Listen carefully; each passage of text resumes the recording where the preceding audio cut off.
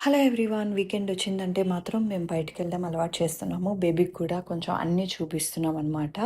So, ఇలా అలవాటు చేయడం వల్ల ఏంటంటే, వాళ్ళు సౌండ్స్‌కి గానీ, అలానే బయట ఎన్విరాన్మెంట్‌కి కూడా అలవాటవుతారని చెప్పేసి ఇలా అనేది ప్లాన్ చేసుకున్నాము.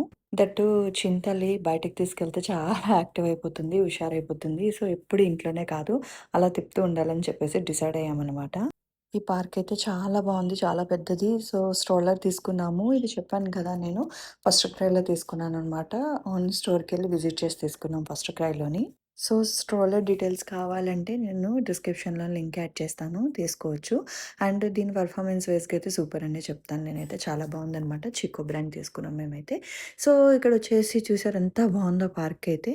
ఆఫ్టర్ డెలివరీ తర్వాత ప్రతి మదర్‌కి స్ట్రెస్ లెవెల్ అనేది చాలా హైక్ ఉంటది. అలాగే బేబీకి కూడా కొంచెం ఎన్విరాన్మెంట్ చేంజ్ చేస్తూ ఉండాలనమాట. సో, మదర్‌కి, బేబీకి కూడా అలా చేంజ్ చేస్తూ ఉంటే మనకు కూడా మైండ్ రిలాక్స్‌గా అనిపిస్తది. సో, ఫస్ట్ బేబీ ఉన్న మదర్‌కి కొంచెం ఇబ్బంది. ఎందుకంటే వాళ్ళని ఎలా ట్రీట్ చేయాలి అనేది కొంచెం మనం టైమ్ టేకింగ్ ఎక్కువ తీసుకుంటాము.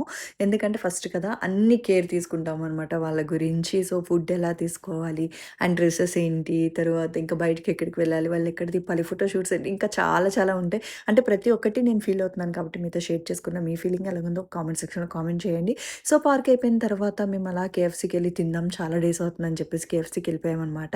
సో, ఇక్కడ చూస్తున్నారా కేఎఫ్‌సీకెళ్ళగానే నేను ఆర్డర్ ఇస్తా డాడీ అని చెప్పేసి అంటుంది. మా బేబీ అయితే ఫుల్ అల్లరి చేస్తదనమాట. మీ బేబీస్ ఎలా ఉన్నారో కామెంట్ సెక్షన్‌లో కామెంట్ చేయండి.